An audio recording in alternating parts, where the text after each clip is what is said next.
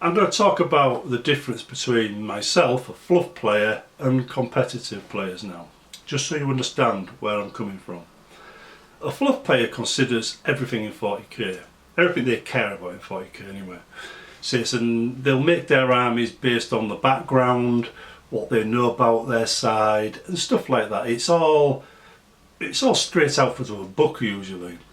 A competitive player will he's after optimal units, competitive units, and he won't stick to a single codex because he doesn't care about a single faction in the way a fluff player might.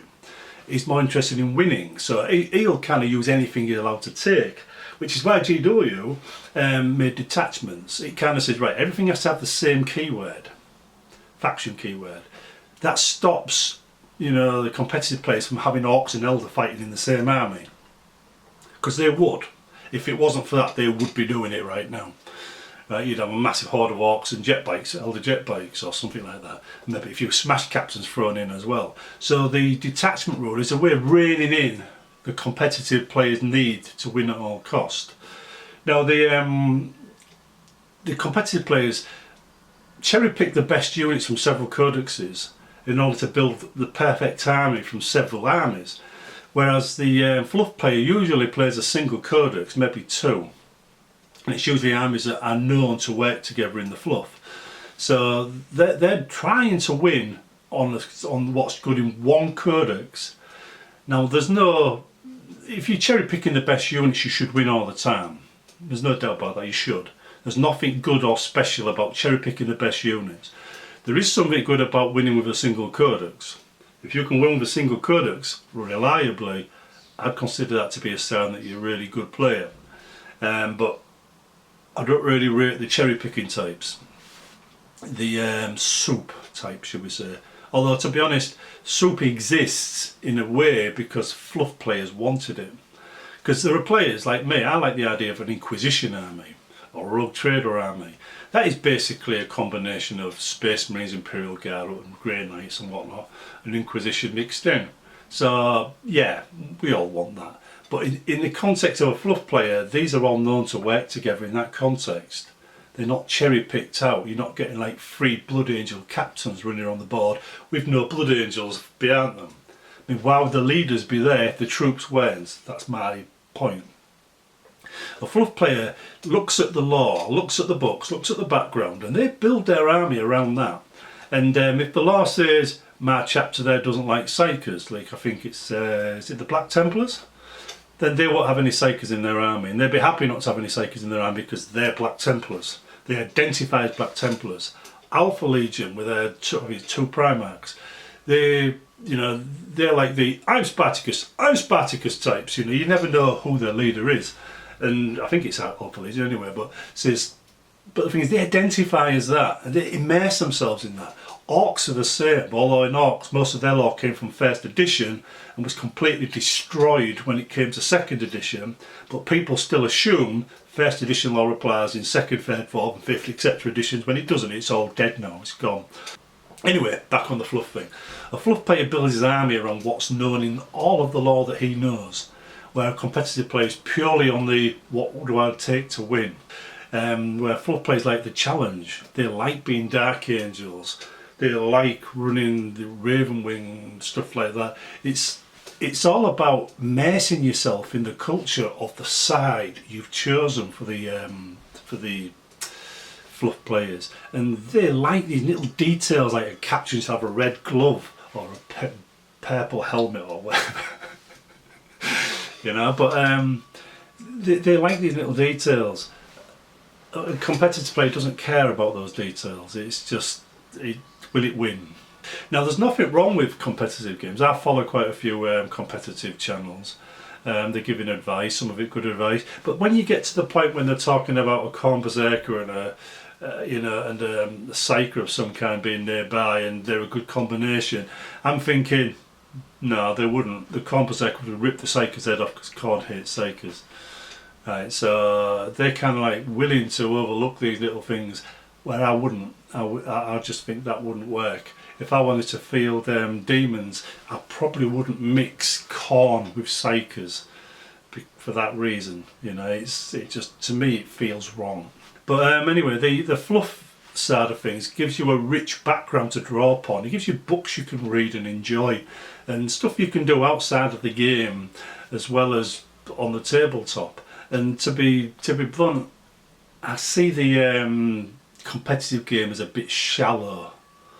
You know, they're missing so much out of 40k, and you don't very often hear the competitive players talking about the kind of things like background and fluff and stuff like that that everybody else talks about. It's not part of their game. When they're doing a battle report, for instance, you don't hear that coming out in their voices. You know it's empty, it's devoid of detail, it's just surface skin. All they know is the stat line for their units, and that's it. Mini Wargamer Dave, he actually said in a recent video that about the competitive game and the fluff game, he thinks he should have a separate set of rules. I completely agree. Some people say that's what match plays. I may say that, but match play is the default rules everybody's played with all the way back to first edition. Right? People don't play with the stripped down rules, and the narrative play rules and the open play rules aren't tested. I've tried some of these rules and they're just completely unbalanced. So far from being fair, they're not fair, so people don't use them. Although they may cherry pick bits for their own personal games. The other thing is, a fluff player is more likely to build a nice gaming board, more likely to put the terrain down and everything else needed, because he's not building a specific army for a specific job. He likes the game in general, and that includes a good tabletop. So when you see people fielding, I think Striker Scorpion, I think he's one of them, and a few others, they build really nice, you know, battle reports with really nice tabletops with a bit of narration in the background about backgrounds, you know, background of the battle. I don't go that far, but it's a sign. It's the detail that fluff players like to see, and to be honest, that's the difference. It's the depth.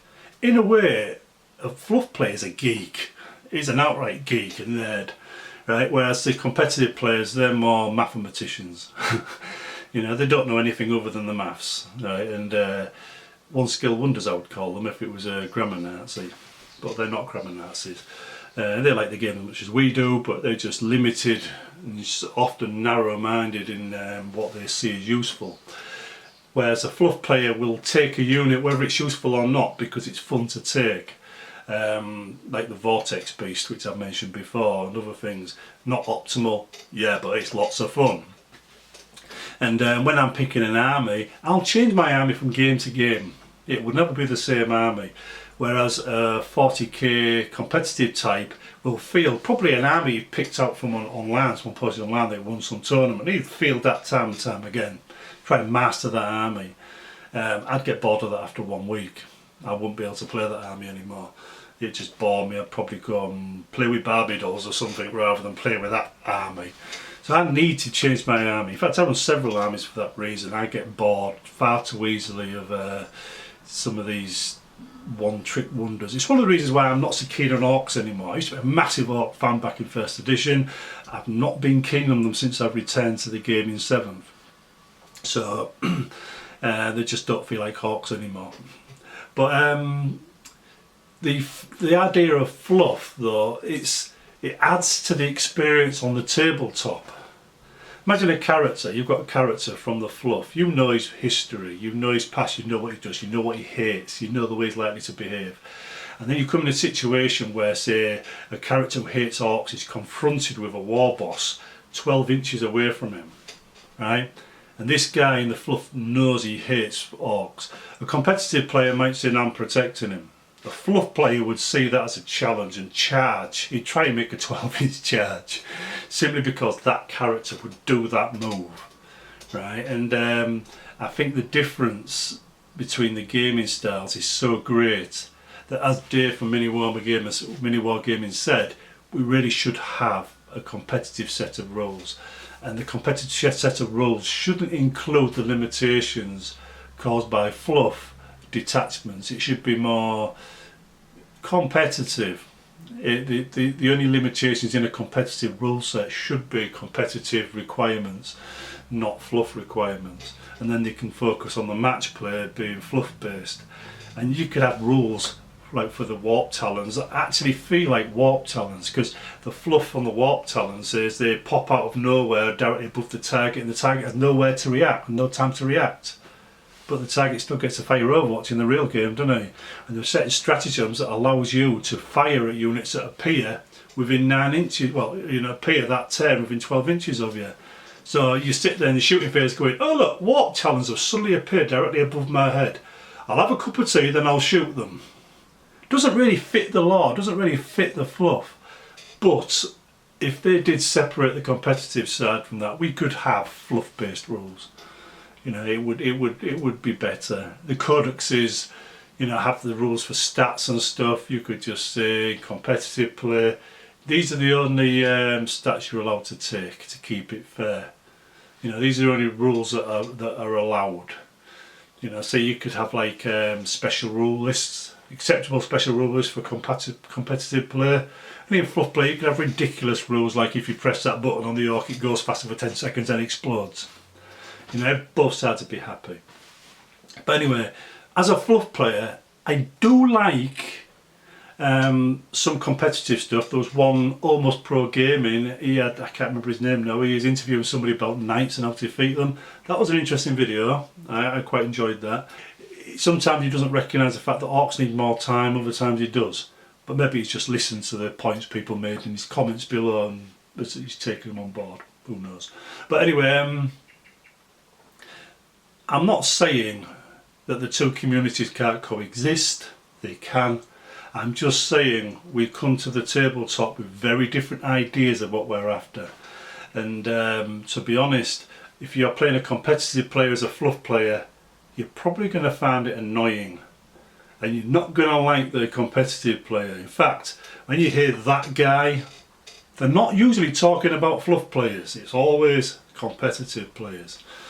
Because they're the ones that like to twist and break the rules as much, and they've got to win at all costs. Fluff players are more interested in maintaining the honour of their chapter.